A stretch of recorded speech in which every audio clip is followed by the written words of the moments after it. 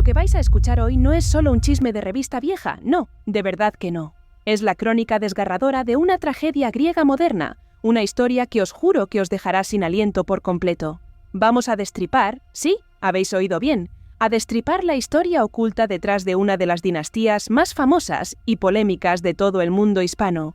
Una verdad velada durante años. Os voy a contar cómo la obsesión brutal y enfermiza de un padre por la virilidad, por esa masculinidad tan tóxica que tanto daño hizo, casi aniquila a un niño que paradójicamente estaba destinado a ser una estrella rutilante, un ídolo que trascendería generaciones. Descubriréis los secretos de alcoba más oscuros, las humillaciones públicas más crueles y la guerra silenciosa que se libró, como si nadie lo viera, en una mansión de lujo donde, os aseguro, el dinero sobraba por los cuatro costados y no servía de nada. Allí el amor siempre tenía condiciones. Era un amor condicionado, y eso, amigos, es el peor de los amores, el que más duele. Prepárense para adentrarse en el escándalo de la paternidad de Miguel Bosé, una historia, os lo aseguro, de celos enfermizos, de traiciones que duelen en el alma y de una venganza silenciosa que tardó décadas, muchísimas décadas, en consumarse. Si creíais que lo sabíais todo sobre el clan Dominguín Bosé, de verdad os digo que no tenéis ni idea de la oscuridad más profunda que se escondía tras los flashes de las cámaras, tras esa fachada perfecta. Suscríbete ahora mismo a Teras de Salseo y activa la campana. Es súper importante que lo hagas ya, porque cuando termine este relato, vuestra forma de ver a estos ídolos, os lo prometo, cambiará para siempre. Empezamos esta aventura, este viaje por el dolor que marcó una vida. Para que entendáis de verdad la magnitud del infierno que se desató después de todo, primero tenéis que visualizar perfectamente el escenario, como si estuvierais allí mismo, respirando ese aire. No estamos hablando, bajo ningún concepto, de una simple pareja que se pelea, de esas discusiones de cada día que todos conocemos en casa. Estamos hablando, y lo recalco, del choque brutal entre dos planetas que, por su naturaleza misma, jamás debieron, bajo ninguna circunstancia, colisionar. Era un desastre anunciado por el destino. Tenéis que viajar conmigo en el tiempo, retroceder conmigo hasta mediados del siglo XX, a esa España de la posguerra que aún arrastraba sus heridas abiertas. Una España marcada. Era un país en blanco y negro, os lo puedo asegurar, cerrado a cal y canto, donde la Iglesia y el régimen dictatorial de Franco dictaban hasta el último detalle, incluso cómo debías respirar, qué ideas podías tener.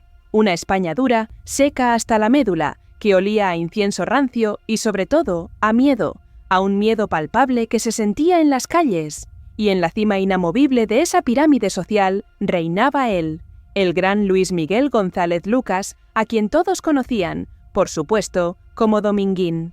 No era solo un torero, no, tenéis que entenderlo bien, iba mucho más allá. Era el caudillo de los ruedos, el amo y señor de la fiesta nacional, una figura intocable. Él representaba de forma absoluta todo lo que ese sistema arcaico y limitado valoraba. El valor suicida frente a la muerte, la dominación de la bestia a sangre fría y, por encima de todo, una masculinidad tóxica y absolutamente arrolladora que no dejaba espacio a nada más, que lo aplastaba todo. Luis Miguel era un hombre que jamás pedía permiso, simplemente tomaba lo que quería, lo que le apetecía en cada momento sin dar explicaciones. Cenaba con Franco, con el mismísimo dictador, y tenía en su historial de conquistas a la mismísima Ava Gardner, una leyenda de Hollywood, una mujer impresionante. Su ego, amigos míos, era tan grande que apenas cabía en las plazas de toros, era desmesurado y descomunal. Y ahora, imaginad, solo por un instante, el contraste abismal, la diferencia brutal.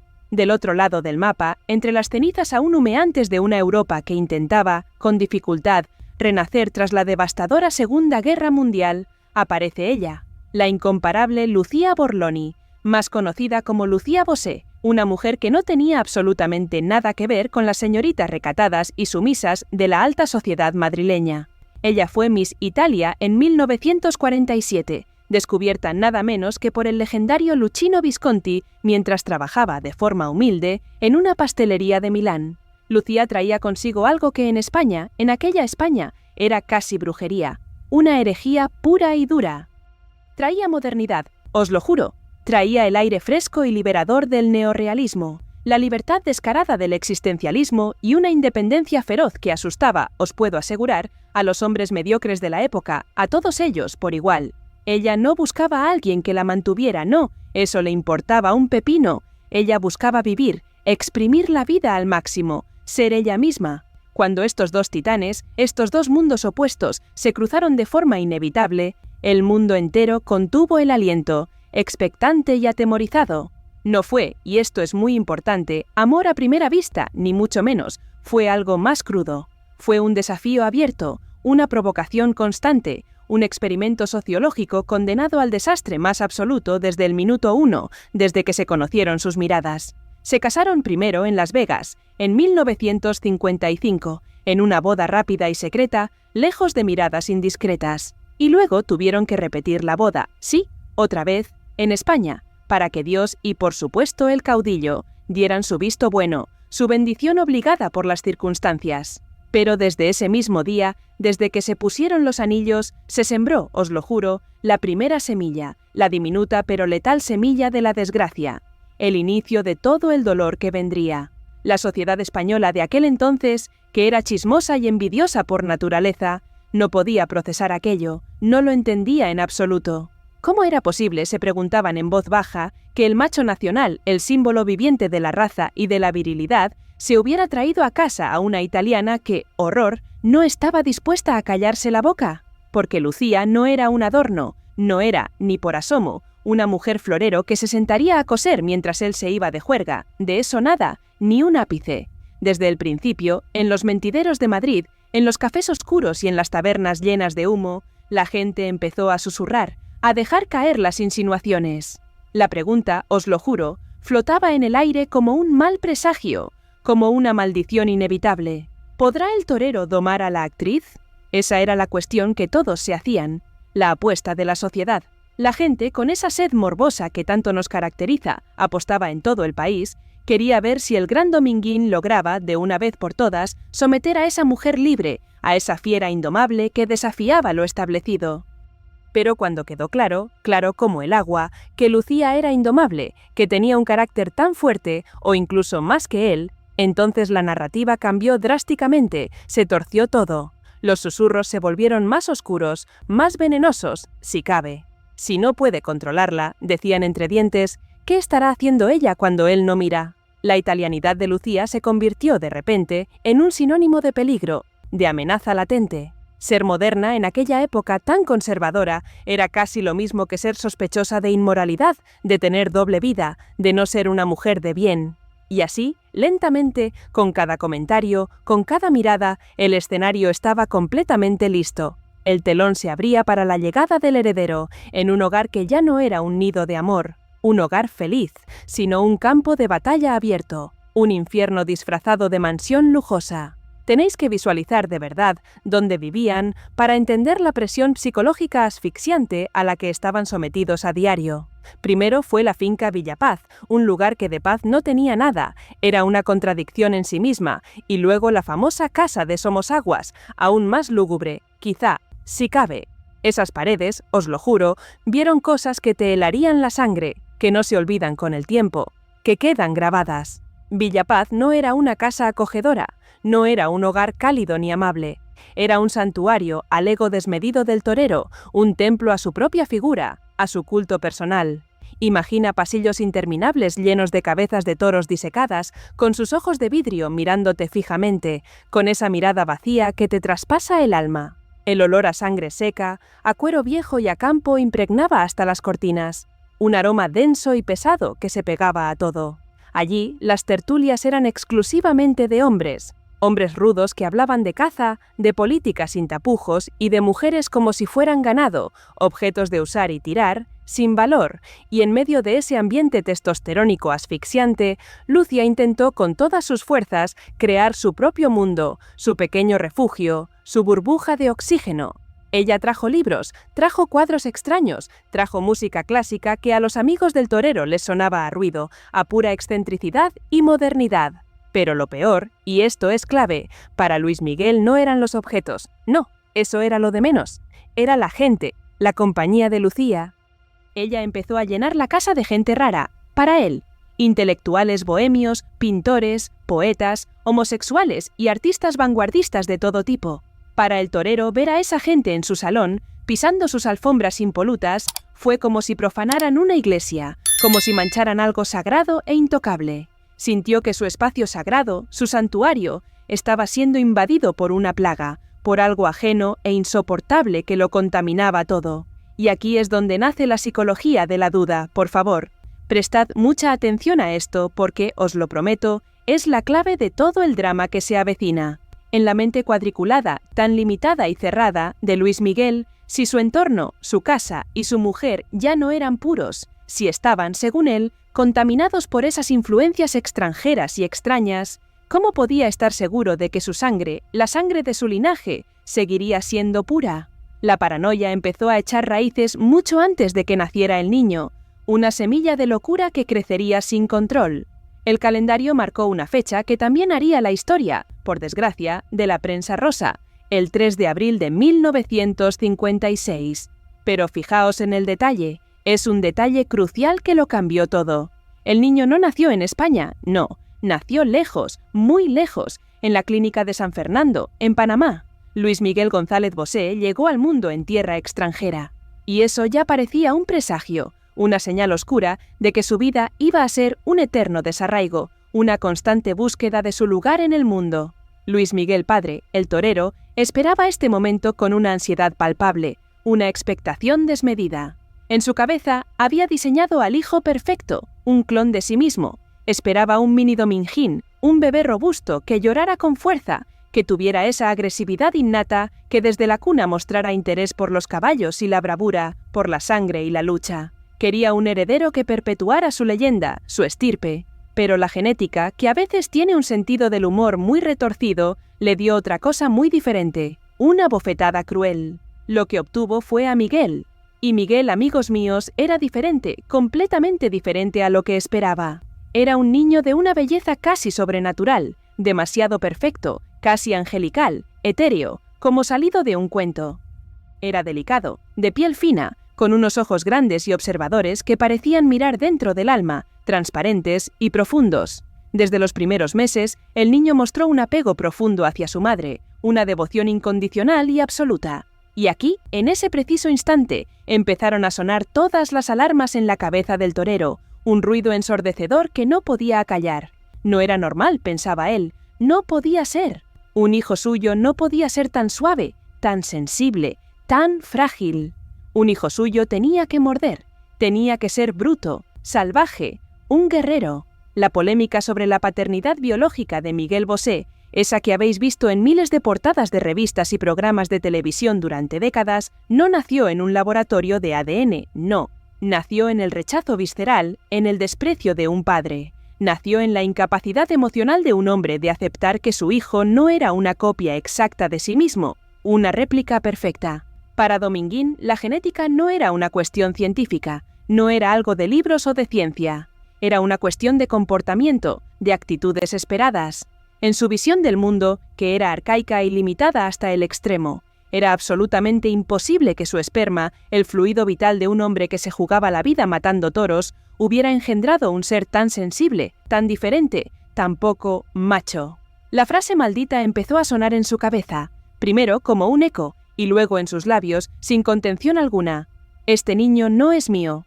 Al principio no lo decía acusando a Lucía de haberle puesto los cuernos, no era tan directo ni tan obvio.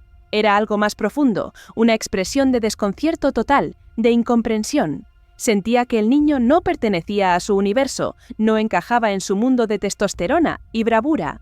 Era como si un león, un macho alfa, hubiera parido una gacela, una criatura delicada e inofensiva. No le cabía en la cabeza, era impensable para él, algo fuera de toda lógica. Pero claro, el veneno de la duda es muy fácil de extender y se propaga como la pólvora en un ambiente así. Lo que empezó como una extrañeza personal, como una sensación rara, pronto se convirtió en un arma arrojadiza, una herramienta de castigo y humillación. El padre comenzó a alimentar, de forma consciente, la narrativa de la ilegitimidad y lo hizo de la forma más cruel posible, sometiendo al niño a pruebas de hombría, a retos insoportables para su alma. Imagina ser un niño pequeño, sensible hasta el extremo, y que tu propio padre te mire con asco, con absoluto desprecio, solo porque no quieres jugar a la guerra, porque no te atrae la violencia.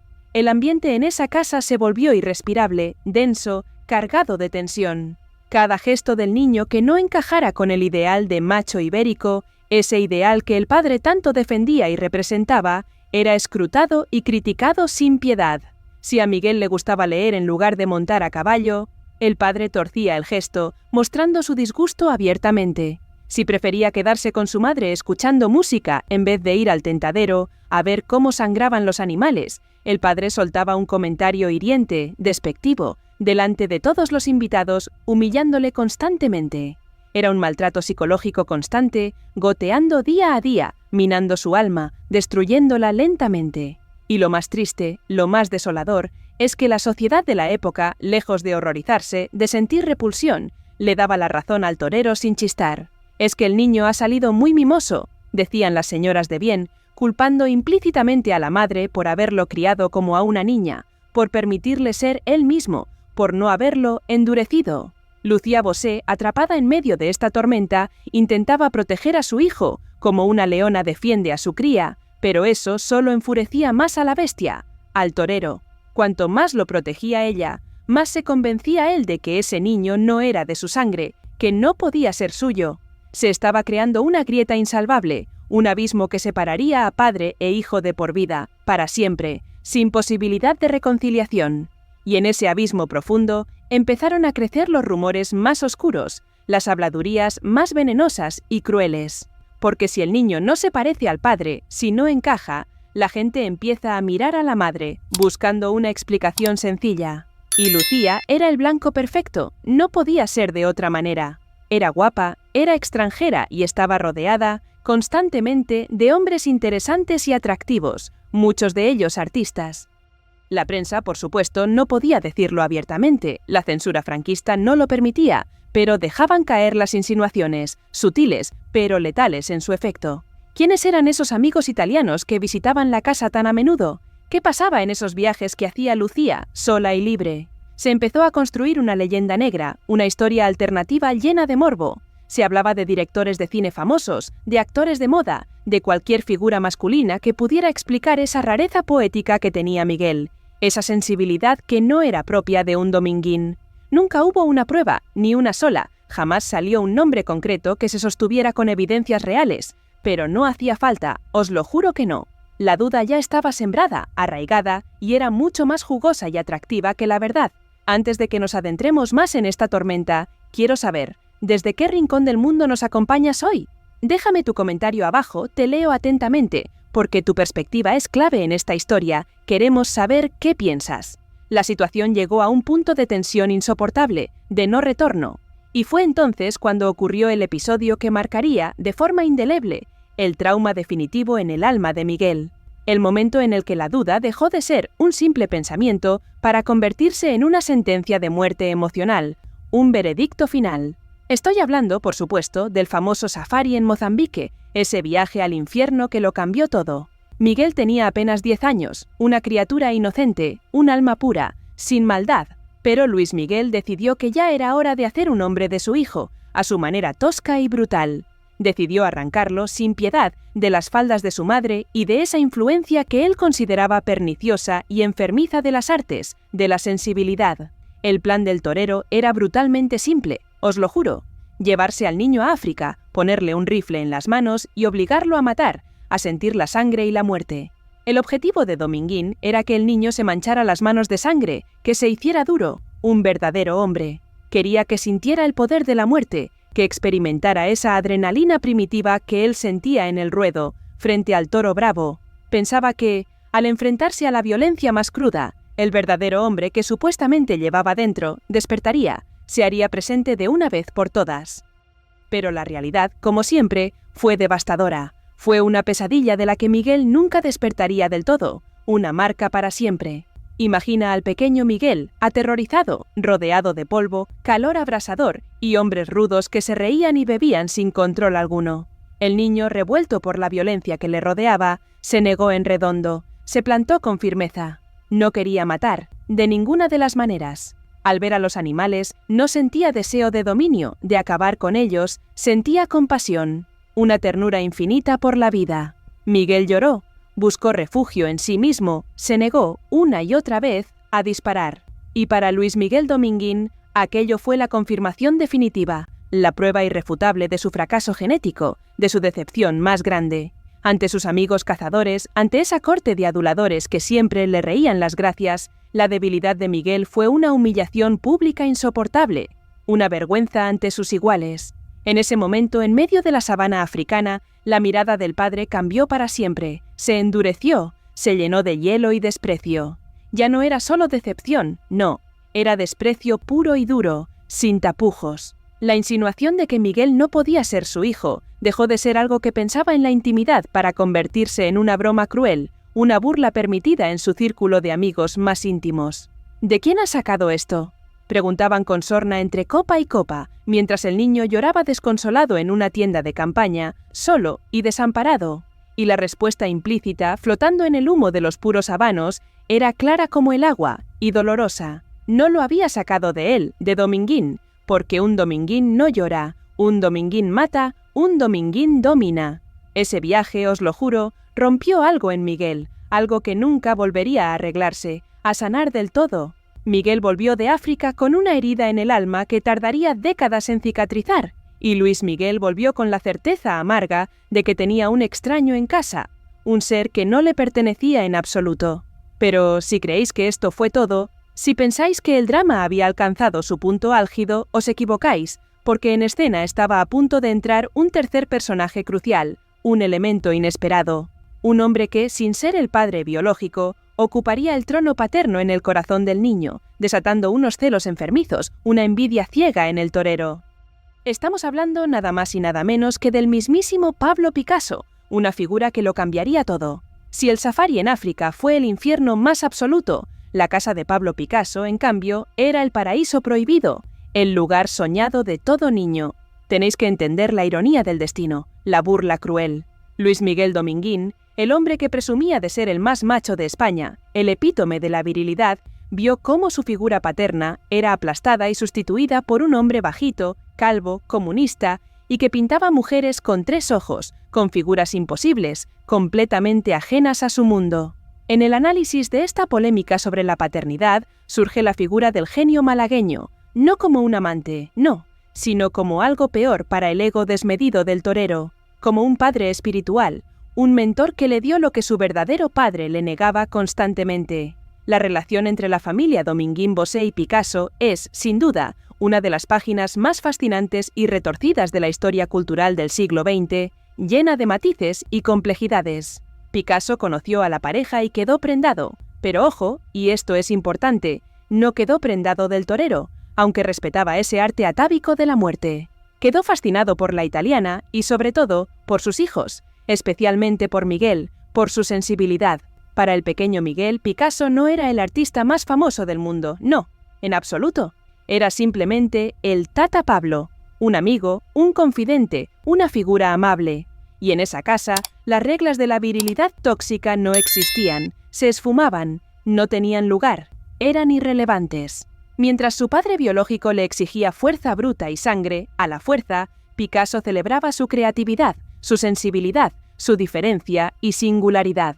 Imaginaos la escena. ¿Por qué es tan potente, tan impactante? En la casa del pintor, Miguel podía ponerse mallas de ballet, podía pintarrajear lienzos sin miedo a la crítica, podía bailar y ser él mismo sin el terror constante a que nadie le gritara «marica», a que le humillaran públicamente. El pintor le regalaba dibujos, le hacía trajes de luces de papel, imaginarios y preciosos, y lo más importante, le daba la validación emocional, ese apoyo incondicional que Dominguín le negaba sistemáticamente día tras día, año tras año, sin piedad. Para Luis Miguel, ver esto era una afrenta insoportable, una herida en su orgullo que no cicatrizaba nunca. Era como si le clavaran una banderilla en el orgullo, profunda y dolorosa. Ver a su hijo en el regazo de Picasso, absorbido por un mundo de abstracción, de colores vibrantes y sensibilidad desbordante, era la confirmación visual de que estaba perdiendo la batalla por el alma de su heredero, de que su hijo se le escapaba de las manos para siempre. La sociedad observaba esta dinámica con lupa, con esa curiosidad malsana, y los rumores, como siempre, mutaban y se volvían más venenosos, más crueles, si cabe. La gente, con esa maldad característica de los chismes de salón, empezó a decir una frase que dolía más que cualquier duda sobre un adulterio físico. Era una frase que mataba el espíritu. «Ese niño es más hijo de Picasso que de Dominguín». La frase era metafórica, claro, pero destrozaba al torero, lo aniquilaba emocionalmente. Significaba que, espiritualmente, Miguel pertenecía a otra estirpe, a otra familia, que no era de los suyos, que no era de su sangre, de su estilo de vida. La influencia de Picasso en Miguel fue tan profunda, tan decisiva, que se puede decir, sin temor a equivocarse, que el artista lo adoptó simbólicamente, como si fuera su propio hijo y heredero espiritual. Esto exacerbó la paranoia de Dominguín hasta límites enfermizos, hasta la locura y la obsesión. El torero, acostumbrado a ser el sol alrededor del cual giraban todos los planetas, el centro del universo, se vio, de repente, desplazado, ninguneado y olvidado. La insinuación de la no paternidad se alimentó de este desplazamiento afectivo, de este cambio de roles y afectos. La lógica del torero fue una renuncia emocional brutal, una desconexión total y consciente. Si el niño prefiere al pintor, que se lo quede el pintor, que sea su problema y su responsabilidad. Fue un abandono en vida, un acto de crueldad inaudita que marcó al niño, y la sociedad, con su habitual perversidad, tradujo ese abandono en una sospecha biológica persistente, que aún hoy colea en la memoria colectiva. Pero no creáis que la sombra de la duda se detuvo solo en Miguel, no, ni mucho menos. La maldición de no encajar, de ser diferente, también alcanzó a las mujeres de la casa, a su manera. Aunque la obsesión mediática y la furia del padre se centraron en el varón, por ser el portador del apellido y del honor de la estirpe, la identidad fracturada también golpeó con fuerza a Lucía y a Paola, a las dos hermanas, de una forma distinta. Tenéis que recordar que, en aquella época, las niñas ocupaban un lugar secundario en la jerarquía de preocupaciones de un hombre como Luis Miguel, eran casi invisibles y sin voz. Sin embargo, ellas también fueron víctimas, a su manera, de la narrativa de la italianización, de ser consideradas ajenas. Para el clan Dominguín, que era un clan cerrado, hermético y tradicional hasta el extremo, y especialmente para la abuela paterna, Gracia Lucas, una matriarca de hierro que despreciaba profundamente a Lucía Bosé, las niñas estaban siendo educadas como extranjeras, como ajenas a sus costumbres y tradiciones. No se cuestionaba tanto su paternidad biológica a gritos, aunque la maledicencia nunca descansa en este país, sino su pertenencia cultural. Eran las hijas de la italiana, y eso ya era una condena social. Lucía y su hija Paola crecieron en un matriarcado de facto, con un padre que estaba siempre fuera, cazando, toreando o persiguiendo faldas, ajeno a todo, y una madre que llenaba la casa de excentricidad y color azul, su color preferido, llenándola de vida. Las niñas, por supuesto, absorbieron el código materno, se impregnaron de él, adoptando su fuerza. La polémica, en el caso de ellas, se manifestó más tarde, en la adolescencia, como una rebeldía sistémica, como una constante oposición a lo establecido. Ambas buscaron caminos lo más lejos posible de la tradición conservadora española, la huida fue su única opción. Paola se fue a la moda y al arte, a lo diferente, a lo vanguardista. Lucía y su hija tuvieron una vida marcada por la búsqueda constante y a veces por la tragedia personal. La duda sobre la paternidad funcionaba como un mecanismo de control social perverso, cruel. Al insinuar que quizás no eran todos de Luis Miguel, la sociedad castigaba la libertad de Lucía Bosé, su independencia y su espíritu libre. Era la forma que tenía la España franquista de decir que una mujer tan libre, que viajaba sola y que no iba a misa los domingos, debía ser, por definición, una adúltera, una pecadora, una mala influencia. Las niñas sufrieron este estigma en forma de rumores constantes sobre la estabilidad moral de su madre, sobre su honor mancillado. Crecieron sabiendo que su familia era diferente, que no encajaban en el molde de la familia modelo del régimen, y eso, en la España de los 60 y 70, era sinónimo de ilegitimidad, de ser una mancha en la sociedad, de ser diferentes. Existe un matiz cruel en la relación de Luis Miguel con sus hijas. Al ser mujeres, no esperaba de ellas que mataran toros, no les exigía esa brutalidad sangrienta. Esto las protegió, sí, de la violencia psicológica directa que sufrió Miguel, pero las condenó a algo quizás peor, os lo juro, a la indiferencia más absoluta. Si Miguel era el hijo fallido, ellas eran a menudo invisibles, transparentes para el padre, no existían. Y entonces llegó el año 1968. el año que marcó, por fin, el fin de la farsa, el final de un matrimonio de mentira. Y entonces, amigos míos, llegó el año 1968, el año que marcó, por fin, el fin de la farsa, el agotamiento de una mentira insostenible. Lucia Bosé, harta hasta el alma de las infidelidades constantes, de las humillaciones públicas y del desprecio que carcomía su espíritu, dijo basta, puso punto y final. Pero la gota que colmó el vaso, esa que hizo que todo explotara, fue escandalosa incluso para los estándares ya laxos de los Dominguín, una familia acostumbrada al escándalo. La relación abierta de Luis Miguel con su propia prima, Maribí Dominguín. Aquello, os lo juro, fue demasiado, cruzó todos los límites imaginables. Lucia pidió la separación, un acto de valentía inaudita en aquella época. Y en la España predemocrática, donde el divorcio no existía legalmente y el matrimonio era sagrado e indisoluble, esto fue un terremoto de escala incalculable, una verdadera convulsión social. La separación no fue amistosa, no esperéis un adiós civilizado, fue una guerra nuclear en toda regla, una batalla campal. Y como en toda guerra sucia, la paternidad de los hijos, su origen, se convirtió de inmediato en munición arrojadiza, en un arma terrible. Luis Miguel intentó usar todo su poder, sus contactos en el gobierno y su desmedida influencia para quedarse con la custodia, para arrebatarle los niños a Lucía. Pero no lo hacía por amor paternal, no nos engañemos, no era una preocupación genuina por sus hijos, lo hacía por orgullo posesivo, por no querer ceder. No quería bajo ningún concepto que la italiana, la extranjera, se llevara a su prole, a sus propiedades, fuera de su control. Sin embargo, Lucía peleó con la ferocidad de una leona herida, con una fuerza insospechada. Y contra todo pronóstico, ella ganó, se quedó con los niños, se los llevó consigo. Este hecho consolidó de forma definitiva la narrativa pública que ya flotaba en el ambiente. Si se los queda ella, decían las malas lenguas, es que son de ella, es su victoria.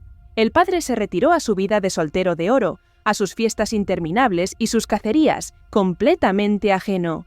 Y los niños se quedaron en el universo matriarcal de Somosaguas, lejos de la influencia tóxica del macho alfa, de esa figura que tanto dolor les había causado.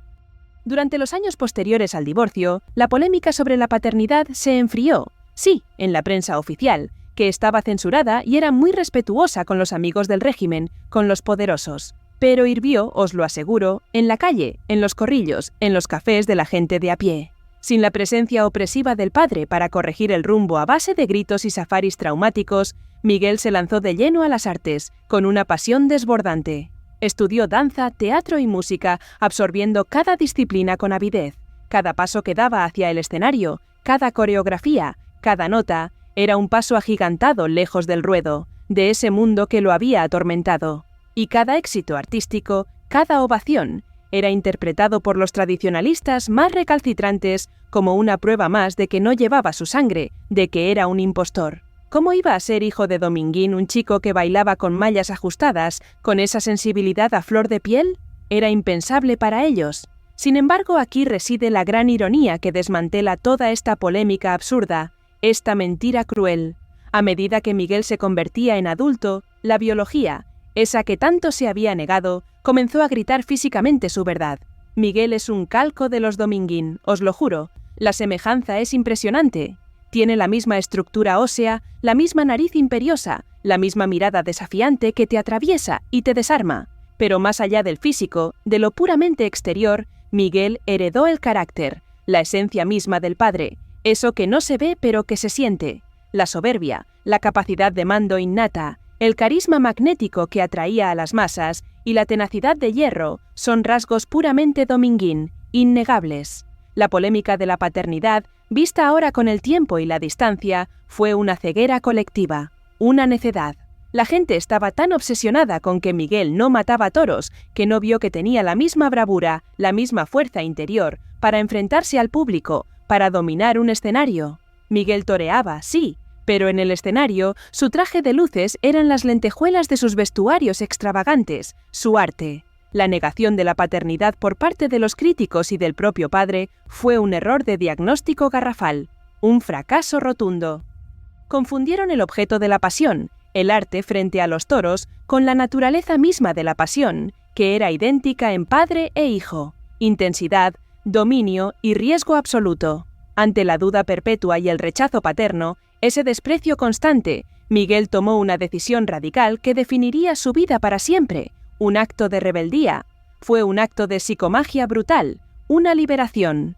Mató al padre simbólicamente, borró su influencia. Dejó de ser Luis Miguel González, se borró el nombre del padre de su identidad y adoptó el apellido materno como bandera, como un escudo. Se convirtió, de forma rotunda, en Miguel Bosé. Este cambio, os lo juro, no fue solo artístico, no fue una simple decisión de marketing. Fue un desafío supremo en una sociedad patrilineal donde el apellido del padre lo era todo, lo significaba todo. Fue su respuesta directa a la polémica, su grito al mundo. Dudan que soy un dominguín, creen que no soy lo suficientemente hombre para llevar este apellido, creen que soy diferente. Entonces, no sería un dominguín, sería un Bosé. Esta estrategia, amigos, fue brillante, un golpe de genio. Al apropiarse de la otredad de la que se le acusaba, Miguel desactivó el insulto, lo vació de significado. Hizo de su ambigüedad, de su diferencia, su mayor fortaleza, su sello personal. Recordad la portada de su disco en 1977. Aparecía con el torso desnudo, bello, deseable tanto para hombres como para mujeres. Una criatura que trascendía la binariedad ruda y machista de la España de su padre, rompiendo moldes. La carrera de Miguel puede leerse, y esto es algo que me apasiona, como un diálogo constante, doloroso y público con esa paternidad cuestionada, con esa herida abierta. Canciones como El hijo del Capitán Trueno no son simples letras poéticas, no. Son confesiones directas de ese dolor desgarrador, de esa alma atormentada. Escuchad la letra, es brutal. El hijo del Capitán Trueno nunca fue un hijo digno del padre, salió poeta y no una fiera. Hijo de su madre. En esta canción, Miguel no solo reconoce la polémica, sino que la eleva a la categoría de arte, a una obra maestra. Acepta que, a los ojos del arquetipo, del Capitán Trueno, que es su padre, él es un fracaso, una decepción.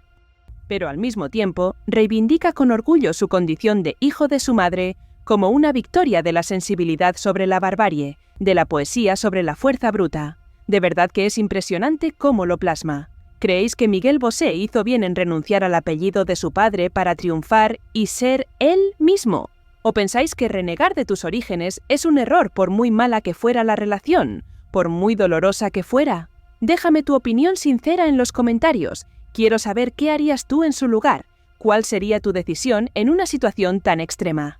El tiempo, que es un juez insobornable que pone a cada uno en su sitio, pasó implacable. Luis Miguel Dominguín envejeció, su figura se encorvó, su poder se desvaneció con la llegada de la democracia y el cambio radical de gustos en España. Ya no era lo mismo. El macho ibérico, ese símbolo de antaño, se convirtió en una reliquia del pasado, en una pieza de museo polvorienta y olvidada. Mientras tanto Miguel, el hijo repudiado, el que no encajaba, ascendía imparable al Olimpo de la música internacional. En los últimos años de vida de Dominguín se produjo algo inesperado, un milagro casi, un acercamiento. No esperéis grandes discursos de perdón ni abrazos de película, porque los hombres de esa generación no sabían pedir perdón, no sabían expresar emociones. Tenían el corazón blindado, de hierro, pero hubo un reconocimiento tácito, un gesto sutil. Se cuenta que Luis Miguel, ya anciano y frágil, viendo a su hijo en televisión dominando a masas de miles de personas en América Latina, en un concierto apoteósico, comentó con sus allegados, con una voz cargada de orgullo, una frase que lo resume todo, toda una vida de negación. Al final, el niño tiene casta. Fue la admisión tardía, casi póstuma, de que la sangre no miente, de que el parentesco era innegable. Había reconocido su propia fuerza, su propio fuego, en el hijo que había negado durante toda su vida, en el que no quiso ver. La muerte de Luis Miguel Dominguín en 1996 cerró el ciclo biológico, pero no el emocional, eso tardaría más. Cuando el gigante cayó, cuando el corazón del torero dejó de latir, Miguel lloró, pero fue un llanto complejo, un duelo lleno de amor y a la vez de resentimiento acumulado durante años, una mezcla agridulce. La polémica sobre la paternidad se disipó como el humo de un cigarro consumido, quedando como una anécdota cruel de una época de ignorancia y prejuicios. Nadie con ojos en la cara podía negar ya que Miguel era hijo de su padre, la verdad era evidente.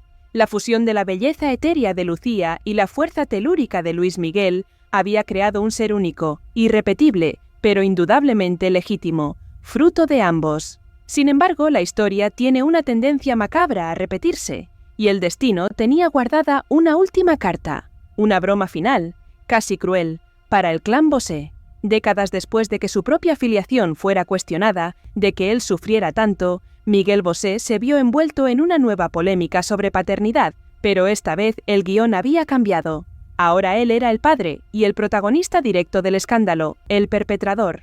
La batalla legal con su expareja, Nacho Palau, sobre la filiación de sus 4 hijos, resuena, os lo juro, con los ecos fantasmales de su propio trauma infantil, con ese dolor que él mismo padeció.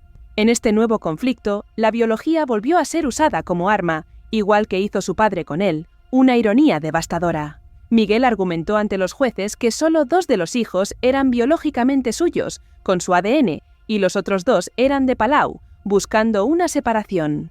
Intentó separar a 4 hermanos que se habían criado juntos desde la cuna, durmiendo en las mismas habitaciones y jugando con los mismos juguetes, como una familia unida.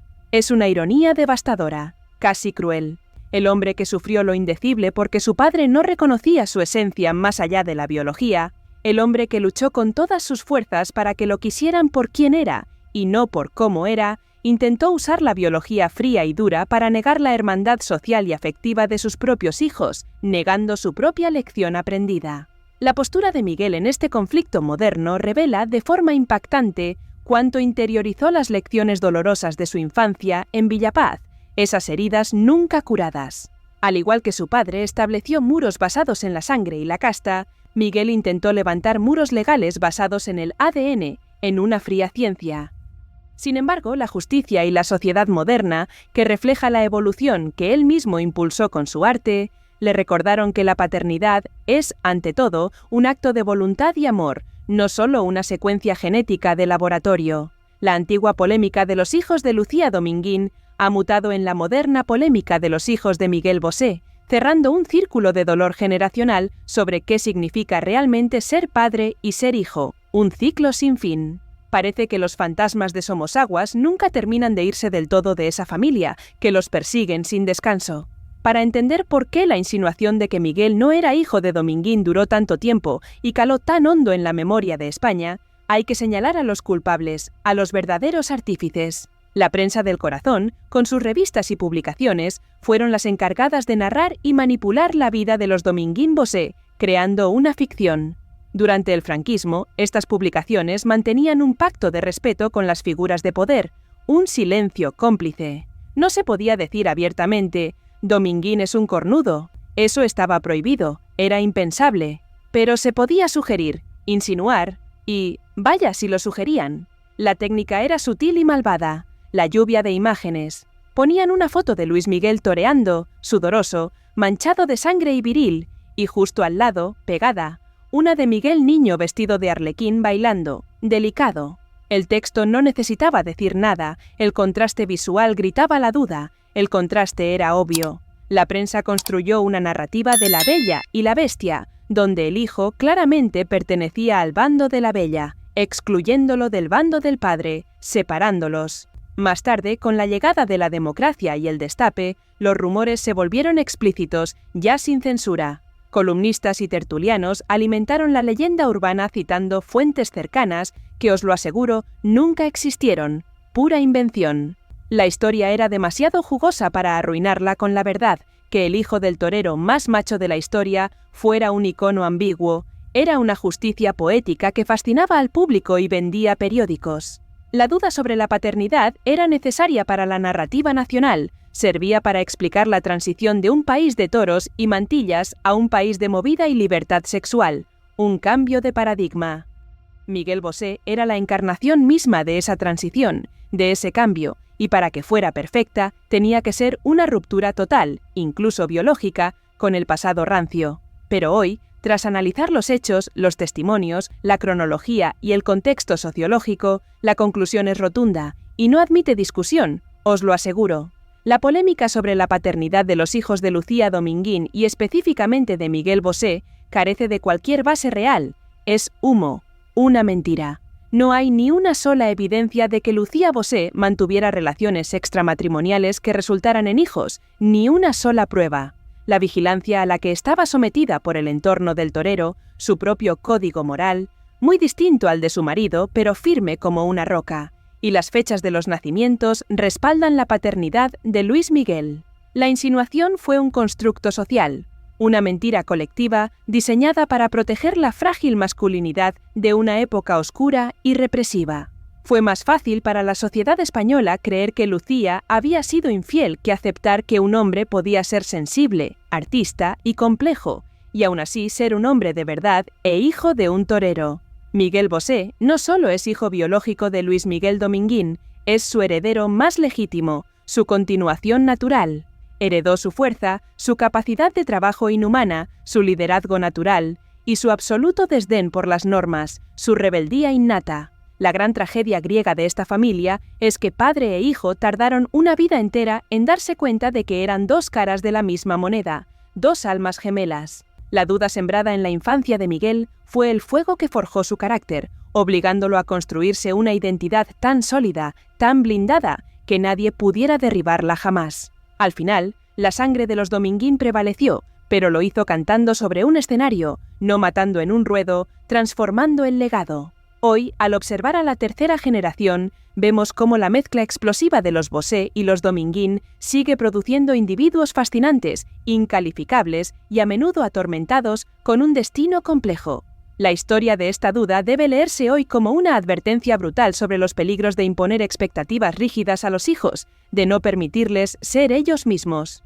La insinuación de que Miguel no era hijo de su padre fue el mayor dolor de su vida, sí, pero también fue su mayor motor, la gasolina que le obligó a ser excepcional, a brillar. Si hubiera sido un niño normal, aceptado y mimado por el torero, quizás habría terminado siendo un ganadero mediocre o un señorito andaluz más del montón, sin brillo.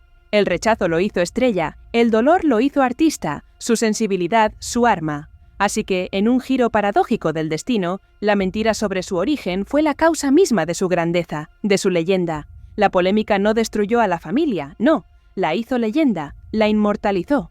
Y en esa leyenda, escrita con tinta y lágrimas, la verdad biológica es lo de menos, es irrelevante. Lo que queda es la historia de cómo un niño sensible derrotó al prejuicio de todo un país y se convirtió en el patriarca de su propio destino, en un referente. Gracias por acompañarme hasta el final de este viaje por las sombras de una de las familias más icónicas. Si esta historia te ha conmovido o te ha sorprendido, si te ha tocado el alma, no olvides suscribirte ahora mismo al canal Teras de Salseo. Es fundamental que lo hagas. Dale al botón de suscripción para no perderte ni un solo secreto de las vidas que creías conocer. Y ahora, mira la pantalla, porque te dejo otros vídeos del canal que te van a atrapar tanto como este.